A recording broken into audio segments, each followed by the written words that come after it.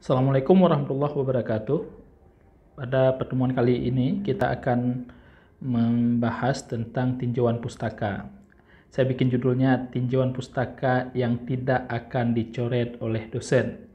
Ya, karena saya dosennya dan tentu saja model seperti ini saya tidak akan coret kalau ada mahasiswa yang membuat kajian pustaka seperti ini.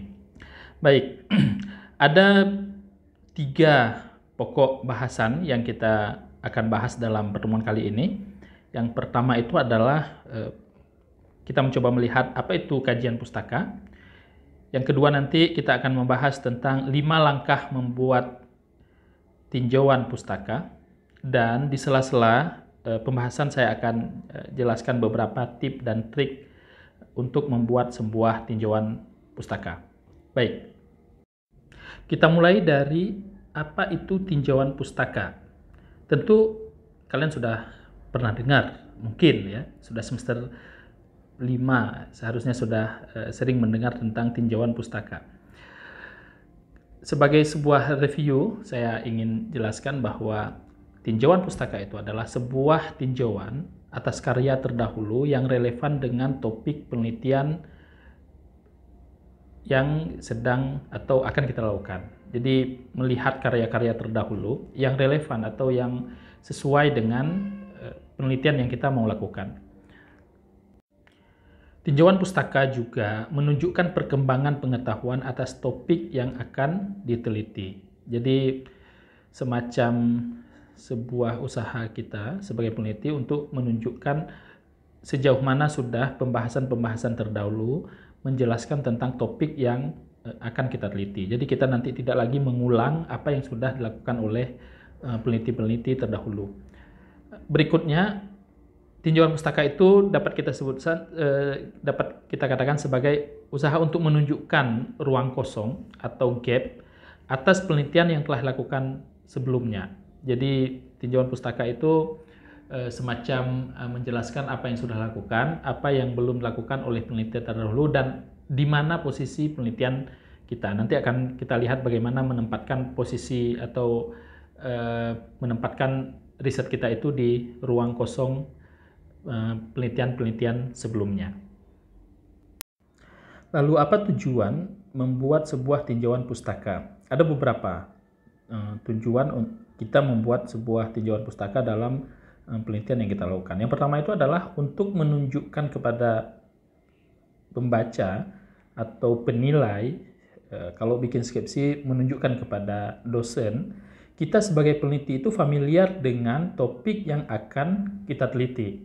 Jadi kita itu bukan sepenuhnya orang baru yang tidak paham apapun tentang topik penelitian ini. Dengan membuat sebuah tinjauan pustaka, kita sedang menunjukkan bahwa kita familiar dengan tema-tema atau riset-riset sebelumnya yang juga membahas tentang sesuatu yang sama. Yang kedua itu untuk menjadi dasar mengembangkan kerangka teoritis dan metodologis yang sesuai untuk penelitian kita. Jadi dengan menunjukkan atau membuat tinjauan pustaka, kita juga sebenarnya sedang mengkonstruksi sebuah kerangka teoritis bagi kita sendiri, bagi riset kita sendiri, dan juga metodologi yang tepat yang akan kita gunakan untuk riset kita berdasarkan apa yang sudah dilakukan oleh peneliti-peneliti sebelumnya. Jadi ini betul-betul memudahkan kita. Semakin bagus kita membuat tinjauan pustaka, itu semakin mempermudah riset kita. Ya. Berikutnya itu adalah menempatkan penelitian kita di antara penelitian-penelitian lain dan peneliti lain yang sudah melakukan penelitian sebelumnya. Nah, ini yang tadi sudah saya singgung sebelumnya, bahwa dengan membuat tinjauan pustaka, sebenarnya kita ingin memposisikan diri bahwa kita tidak mengulang-ulang apa yang sudah dikatakan oleh orang lain atau yang diriset oleh orang lain, atau dalam konstruksi sebuah pengetahuan yang besar, kita tidak mencetak ulang apa yang sudah dikatakan oleh peneliti sebelumnya.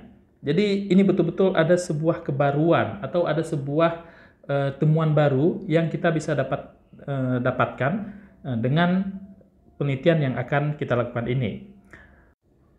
Dan yang terakhir, dengan membuat tinjauan pustaka, kita ingin menunjukkan bahwa penelitian yang kamu lakukan, yang akan kita lakukan itu betul-betul relevan, betul-betul memiliki tempat atau bermanfaat atau akan memberikan sumbangan bagi pengembangan ilmu pengetahuan. Dan inilah alasan kenapa nanti dewan juri atau penilai atau dosen, katakanlah seperti itu, dalam penulisan skripsi akan meloloskan penelitian kamu karena dia dengan jelas karena dari kajian pustaka ini dengan jelas menunjukkan bahwa riset ini betul-betul relevan, betul-betul sesuai, betul-betul bukan sebuah recycling, pengulangan riset-riset yang sudah dilakukan sebelumnya. Baik, kita akan masuk ke tahap kedua dari pembahasan ini. Ini adalah tahap pokok atau penjelasan pokok dari presentasi ini, yaitu 5 langkah membuat tinjauan pustaka. Jadi ada 5 langkah, coba lihat di sini. Menemukan literatur yang sesuai, lalu melakukan evaluasi dan memilih literatur-literatur yang ada, lalu mengidentifikasi tema, perdebatan, dan ruang kosong yang ada dalam literatur, kemudian membuat outline, dan kemudian menulis tinjauan pustaka. Jadi ini adalah tahap-tahapan yang dapat dilakukan oleh seorang peneliti atau seorang mahasiswa dalam membuat sebuah tinjauan pustaka, ya. Jadi satu persatu dibuat, nanti akan menghasilkan tinjauan pustaka yang baik. Kita mulai dari langkah pertama, yaitu menemukan literatur yang sesuai. Bagaimana caranya kita menemukan literatur yang sesuai? Yang pertama adalah tetapkan masalah penelitian. Seperti sudah saya jelaskan pada pembahasan sebelumnya, bahwa tidak ada penelitian, tidak ada masalah, artinya tidak ada penelitian. Jadi untuk memperoleh sebuah literatur atau literatur-literatur yang sesuai untuk riset kita, riset yang akan kita lakukan, kita perlu menetapkan sebuah atau beberapa masalah. Ini saya kasih satu contoh misalnya, ada satu masalah penelitian, bagaimana dampak media sosial pada pemahaman keagamaan di kalangan generasi Z. Oke, itu adalah sebuah pertanyaan penelitian atau rumusan masalah dalam sebuah penelitian. Nah, dari masalah ini ada beberapa hal yang menjadi titik tekannya. Pertama adalah dampak media sosial. Yang kedua, pandangan keagamaan. Yang ketiga, media sosial, pandangan keagamaan, dan generasi Z. Jadi ada beberapa kata atau beberapa frase yang nanti akan menjadi kata kunci bagi kita untuk mencari literatur. Setelah kita menguraikan masalah-masalah tersebut, kita menentukan beberapa kata kunci yang seperti saya bilang tadi menjadi dasar bagi kita untuk mencari atau mendapatkan literatur.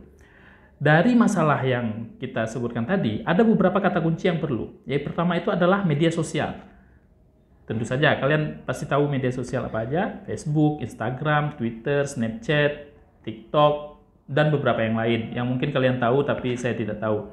Ada banyak sekali media sosial yang digunakan. Saya kira di sini juga YouTube, ya. YouTube bisa masuk sebagai media sosial. Yang kedua adalah pandangan keagamaan. Apa itu pandangan keagamaan?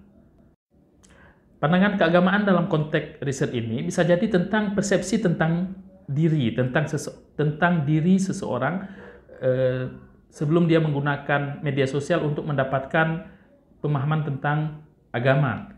Lalu persepsi dia tentang agama, seperti apa sebenarnya pandangan-pandangan dia tentang agama. Lalu mungkin juga fungsi agama dalam kehidupan. Bagaimana persepsi dia tentang fungsi agama dalam kehidupan. Itu semua adalah kata-kata kunci yang kita gunakan yang nanti akan berpengaruh pada cara kita memperoleh literatur. Dan yang terakhir, karena kita meneliti generasi Z, maka tentu saja kita perlu paham apa itu generasi Z. Remaja, pemuda, generasi muda, itu istilah-istilah yang merujuk kepada generasi Z. Ya. Jadi itu harus kita pahami dan kita ingat sebagai sebuah kata kunci. Lantas, bagaimana kita mendapatkan sebuah literatur? Nah, untuk saat ini tentu saja sangat mudah. Selain ada perpustakaan, ada juga perpustakaan digital. Google, ResearchGate, jurnal online, dan beberapa yang lain ya. Saya kira kalian pasti tahu ada banyak sekali tempat atau cara atau website yang kita bisa gunakan untuk memperoleh literatur yang akan menjadi literatur review untuk riset kita. Nah, ini cara mencari literatur di internet. Kalau di perpustakaan ya kalian pasti tahu lah, masuk ke perpustakaan, bertanya ke petugas atau menggunakan komputer pencarian yang ada di sana atau kartu atau apapun lah layanan perpustakaan. Dan sudah ada rak-rak yang dipenuhi dengan buku. Saya kira itu mudah sekali. Tapi bagaimana cara melakukan pencarian literatur di internet? Kalau kalian menggunakan Google, kalian bisa menggunakan kata kunci seperti yang kita sudah jelaskan tadi, ditambah dengan PDF di ujungnya. Nah, itu saya kira sebuah trik untuk memperoleh literatur yang dalam bentuk PDF. Kalau kalian mau dalam bentuk Microsoft Word, berarti di ujungnya ditambah doc. Itu nanti akan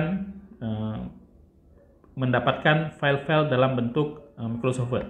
Kalau ditambah PPT, berarti akan mendapatkan dokumen-dokumen dalam bentuk PowerPoint.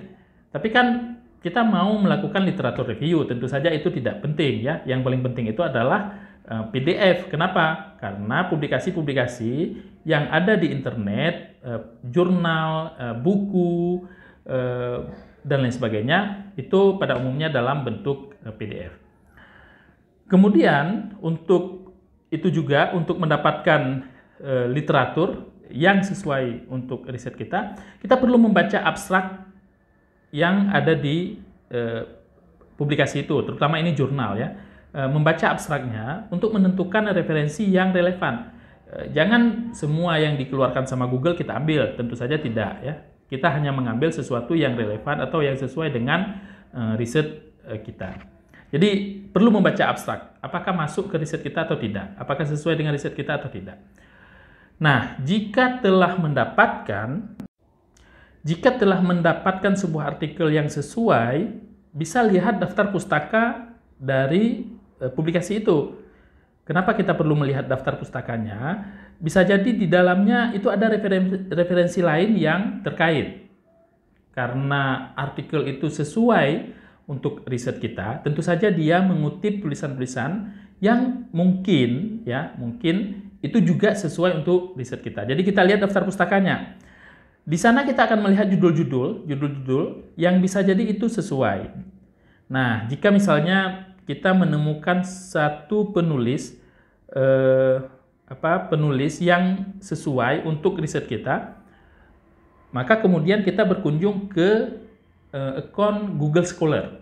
Nah, Google Scholar itu adalah sebuah media sosialnya peneliti yang dipublikasi atau ditempatkan riset-riset mereka ya. Riset-riset mereka ada di sana semua. Nah, jadi di sana kita bisa mendapatkan tulisan-tulisan lain dari penulis tersebut dan kita bisa lihat apakah publikasi tersebut sesuai untuk riset kita. Jadi ini menambah lagi literatur yang sudah ada, yang sudah kita temukan sebelumnya. Selain mencari di Google, kita juga bisa menggunakan website atau situs ResearchGate. Kalian bisa search di Google ResearchGate, dan itu biasanya menjadi pintu masuk untuk bertemu dengan banyak sekali artikel-artikel yang relevan atau yang sesuai dengan penelitian kita. Jadi ResearchGate berbeda dengan Google yang juga mempublikasikan news atau berita atau dari majalah atau dari blog. Tapi kalau ResearchGate hanya mempublikasikan dari peneliti-peneliti atau artikel-artikel penelitian atau publikasi-publikasi jurnal. Jadi lebih fokus. Sama dengan kita mencari di Google, di ResearchGate juga kita menggunakan kata kunci tertentu sehingga dia nanti menunjukkan kepada kita publikasi-publikasi yang sudah ada terkait dengan topik yang sedang kita cari. Baik, kalau sudah menemukan literatur-literatur untuk riset yang kita akan lakukan, kita masuk ke langkah 2. Bagaimana mengevaluasi dan memilih literatur-literatur yang sudah ada itu. Tentu saja kita menemukan banyak sekali ya, kalau misalnya di Google atau di perpustakaan itu banyak sekali. Nah, masalahnya adalah bagaimana untuk memilih beberapa saja dari literatur-literatur itu yang benar-benar relevan atau sesuai untuk riset kita. Ada beberapa langkah yang bisa kita lakukan untuk memilih literatur yang sesuai untuk riset kita, yaitu dengan mengajukan pertanyaan. Pertama adalah pertanyaan apa yang diajukan dalam artikel itu. Jadi misalnya kalian sudah punya satu artikel jurnal, coba lihat pertanyaan penelitiannya, masalahnya apa? Apa yang diajukan di dalam riset itu. Nah, kemudian nanti masalah itu dihubungkan dengan masalah kalian. Masih punya korelasi nggak? Punya hubungan nggak? Kalau memang itu terlalu jauh, berarti artikel itu tidak cocok untuk dijadikan literatur review. Selain itu juga perlu melihat konsep kuncinya. Konsep kunci yang dibangun dalam jurnal itu apa? Seperti saya bilang tadi, baca abstrak. Baca di abstraknya itu, abstrak yang bagus pasti tergambar konsep kuncinya. Ya, walaupun tidak ditulis di situ konsep kunci. Tapi kalau kalian membaca, itu artinya kalian terbayang bahwa dia akan menjelaskan tentang sesuatu. Nah, sesuatu itu masih punya korelasi nggak? Punya hubungan nggak dengan risetnya kalian? Kalau tidak, artinya itu tidak masuk ke dalam literatur review. Kita juga perlu melihat teori pokok atau metodenya. Jadi teori yang dia gunakan, kalau misalnya itu sudah sesuai, artikel itu sudah sesuai dengan riset kita lihat teori pokoknya dan metode yang digunakan. Itu nanti akan membantu kita membentuk sebuah literatur review yang bagus apa enggak. Atau itu sudah keluar terlalu jauh dari tema-tema yang kita ingin kaji. Nah, tentu saja kita hanya mengambil sesuatu yang betul-betul terkait dengan kajian kita ya. Dan kita juga perlu melihat hasil dan kesimpulannya. Jadi itu akan semakin menggambarkan tentang pilihan-pilihan kita terhadap literatur review yang akan kita buat atau tinjauan pustaka yang akan kita buat. Aspek lain yang kita lihat dalam artikel itu adalah bagaimana hubungannya dengan literatur yang lain. Jadi kan ada beberapa artikel yang kita peroleh dan kita bisa lihat bagaimana artikel itu saling terhubung ya, saling terhubung antara satu dengan yang lainnya, atau di dalam artikel itu sendiri dia mengutip artikel-artikel lain itu bagaimana, sehingga kita bisa dapat bayangkan, dapat lihat bagaimana artikel ini terhubung dengan artikel yang lain. Aspek yang juga kita bisa lihat dalam literatur review adalah aspek apa yang ditekankan dan apa argumen dalam artikel itu, apa argumen yang dibangun. Dalam abstrak sebenarnya hal ini sudah tergambarkan, tapi kita bisa lihat juga dalam bagian akhir di pendahuluan dan bagian kesimpulan dari artikel itu. Di situ biasanya dijelaskan dengan sangat gamblang tentang argumen pokok yang diungkapkan atau menjadi penekanan dari penulisan artikel tersebut. Dan terakhir yang penting untuk kita lihat adalah apa kelebihan dan kekurangan dari literatur tersebut. Nah, ini penting sebagai bentuk kritik dan apresiasi kita pada kajian sebelumnya yang sudah dilakukan oleh peneliti. Perlu diingat bahwa ini semua dibuat masih bacaan awal kita. Jadi kita membaca dulu ya, membaca dulu. Masih di dalam pikiran kita. Ya mungkin dengan catatan-catatan kecil, tapi intinya ini masih tahapan membaca literatur-literatur yang sudah ada, sudah kita temukan melalui pencarian dengan Google tadi atau dengan perpustakaan atau dari buku-buku yang kita sudah kumpulkan. Kalau ini sudah selesai, baru kemudian kita masuk ke tahap selanjutnya, yaitu mencoba membuat catatan awal dari bacaan tadi. Apa yang kita catat dari bacaan-bacaan itu? Yang pertama itu adalah kutipan pokok atau quote-nya atau ungkapan-ungkapan dia yang penting, yang argumentatif atau pendapat yang dia sampaikan di dalam artikel yang berbasis pada analisa atau berbasis pada data-data yang dia tunjukkan. Nah, itu perlu kita catat ya, perlu kita catat sebagai dasar nanti bagi kita untuk menyusun sebuah literatur review atau kajian atau tinjauan pustaka. Yang berikutnya yang juga kita catat adalah ringkasan dari poin pokok yang disampaikan atau diberikan di dalam artikel tersebut. Apa saja poin-poin pokoknya? Seperti sudah saya sampaikan tadi, kita perlu melihat poin-poin pokok atau argumen-argumen pokok yang disampaikan di dalam sebuah artikel. Nah, itu perlu kita catat. Apa saja yang disampaikan? Ingat, tidak perlu melakukan ringkasan panjang. Dari satu artikel itu kita hanya perlu 2-3 ringkasan poin pokok saja. Dan itu sudah cukup ya. Yang penting, yang paling penting dari artikel itu. Jadi ada 2 hal yang paling penting adalah quote, ungkapan langsungnya itu perlu. Kalau itu betul-betul menunjukkan suatu quote yang kuat ya, yang kuat yang nanti bisa kita kutip. Yang berikutnya itu adalah ringkasan atau poin pokok yang diberikan dalam artikel. Baru kemudian kita masuk ke dalam informasi sumber literatur itu. Jadi sesuaikan dengan sumber literaturnya. Kalau misalnya buku, jangan lupa dicatat nama penulisnya, judul bukunya apa, kota penerbit, penerbitnya, tahun terbit, dan halaman apa yang kita ambil. Kalau misalnya itu quote tertentu, atau kalau itu adalah intisari tertentu, di halaman berapa itu ditunjukkan. Kalau misalnya mengambil dari dari bab tertentu, nah itu ada di halaman berapa.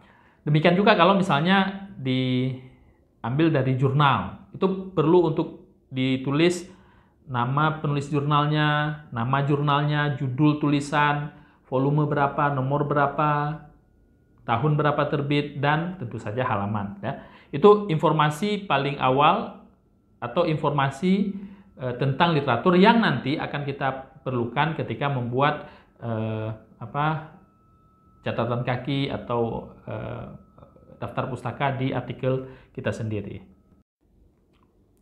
Oke, setelah kita membuat catatan atas literatur yang kita sudah dapatkan, baru kemudian kita masuk ke langkah ketiga, yaitu mengidentifikasi tema perdebatan dan ruang kosong yang ada di artikel-artikel yang kita sudah kumpulkan. Jadi kalau tadi masih satu persatu, langkah ini kita melihat secara keseluruhan. Apa yang kita lihat dari literatur-literatur yang sudah ada di meja kita atau yang sudah kita kumpulkan? Yang pertama itu adalah tren wacana yang dikembangkan dalam literatur itu. Secara keseluruhan dari artikel-artikel yang kita sudah kumpulkan, wacana apa yang dikembangkan dalam kajian mereka? Terutama tentu saja dalam 5 tahun atau 10 tahun terakhir lah ya. Itu untuk menunjukkan bagaimana wacana itu berkembang, bagaimana dialektika yang terjadi di antara peneliti. Dan tema-tema kunci apa yang mereka munculkan dari artikel-artikel itu. Perdebatan apa yang muncul? Siapa menguatkan siapa, siapa tidak setuju dengan artikel yang mana di antara peneliti-peneliti itu. Jadi di antara artikel itu ada nggak saling bukan menyalahkan, apa kita sebut dengan tidak setuju, tidak sependapat dengan artikel yang lain. Nah, itu perdebatan-perdebatan itu kita perlu lihat. Yang juga perlu kita lihat itu adalah publikasi-publikasi utama. Artikel apa yang selalu dikutip oleh hampir semua peneliti. Itu menunjukkan artikel itu sangat kuat. Artikel itu menjadi referensi utama. Itu penting untuk kita lihat, dan tentu saja kita juga perlu mengutip itu. Karena itu menunjukkan dasar dari topik itu dibahas. Itu artikel yang paling penting dalam pembahasan topik-topik tersebut. Nah, dari ini semua baru kemudian kita bisa dapatkan ruang kosong. Ruang yang akan kita isi dengan penelitian kita sendiri. Ini sangat penting. Kenapa? Seperti saya katakan sebelumnya, dengan menemukan ruang kosong ini, kita dapat menunjukkan bahwa riset kita ini betul-betul penting. Baik. Ini adalah salah satu contoh bagaimana kita mendapatkan ruang kosong dan bagaimana kita mengisinya. Dalam konteks masalah yang saya sampaikan di awal pembahasan tadi, yaitu tentang pengaruh media sosial dalam pemahaman keagamaan generasi Z. Kita bisa lihat misalnya, ini kita bayangkan saja ya, ada banyak sekali peneliti sejenis yang fokus pada dampak negatif penggunaan media sosial pada remaja, pada generasi Z. Jadi peneliti-peneliti biasanya mengatakan dampak internet pada perilaku apa, dan pada umumnya mereka berkesimpulan bahwa berbahaya, bahwa tidak bagus, bahwa penggunaan internet itu tidak bermanfaat dan lain sebagainya. Di sisi lain ada juga artikel yang mengkaji tentang meningkatnya akses pengguna media sosial dalam menyebarkan agama. Jadi saat ini misalnya dalam artikel-artikel yang banyak ditulis, itu bagaimana konten-konten agama itu semakin meningkat yang menggunakan sarana atau media sosial. Jadi menyebarkan agama dengan menggunakan media sosial itu juga sudah meningkat. Jadi ada dua hal yang mungkin muncul, yaitu tentang banyaknya atau dampak dari penggunaan media sosial pada remaja secara umum, dan meningkatnya penggunaan media sosial untuk menyebarkan agama. Dari dua fokus yang muncul itu, nampak bahwa masih sangat sedikit penelitian yang mencoba melihat dampak penggunaan media sosial dalam pemahaman agama. Saya kira saya salah tulis di presentasi ini. Seharusnya ini adalah dampak penggunaan media sosial pada pemahaman agama. Jadi itu mungkin masih sedikit diteliti oleh orang lain. Inilah yang kemudian jadi pintu masuk kita untuk mengatakan bahwa riset ini akan fokus ke penelitian ini, akan fokus ke topik ini, yaitu bagaimana penggunaan media sosial di kalangan generasi Z itu berdampak pada pemahaman keagamaan mereka. Baik, kalau pencatatan ini sudah selesai, kita masuk ke langkah keempat, yaitu membuat outline, orat-oret awal tentang bagaimana kita akan membuat literatur review atau kajian tinjauan pustaka yang akan kita buat.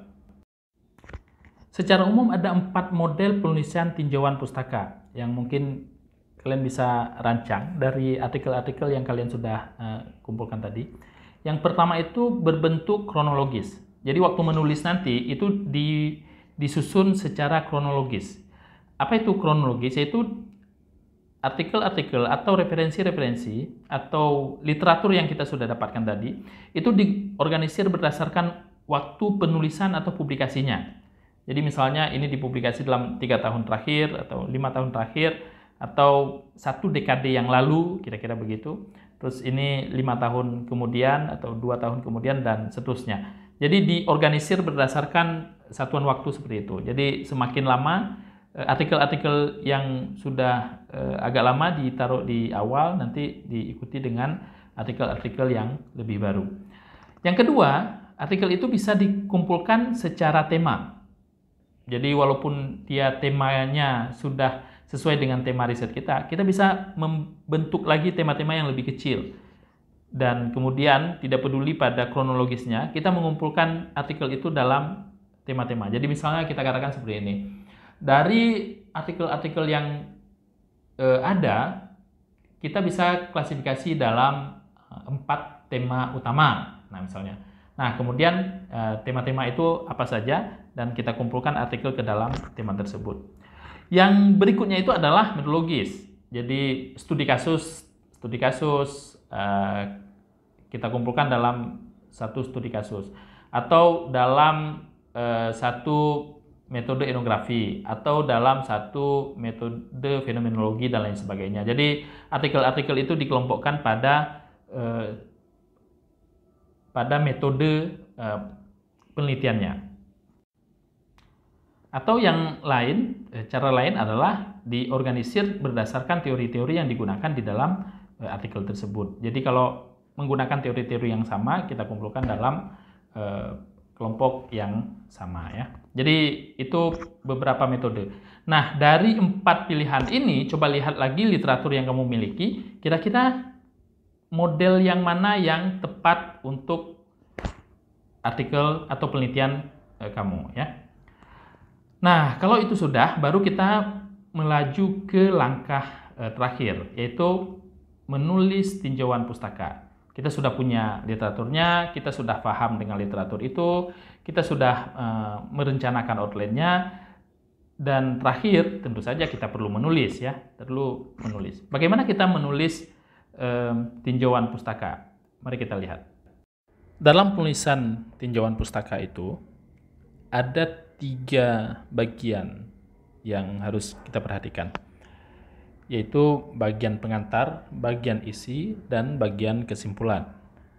Tentu saja kita tidak perlu mengatakan di dalam tulisan itu ini bagian pengantar, ini bagian isi, ini bagian kesimpulan, tidak. Tapi dia adalah satu kesatuan yang utuh yang nanti kita bisa lihat secara menyeluruh dan orang tahu bahwa ini adalah pengantar, ini isi, dan ini bagian kesimpulannya. Pada bagian pengantar atau kalimat-kalimat awal dari tinjauan pustaka, kita menjelaskan tentang tujuan dari tinjauan pustaka itu sendiri. Ada satu gambaran, nanti kita jelaskan berikutnya.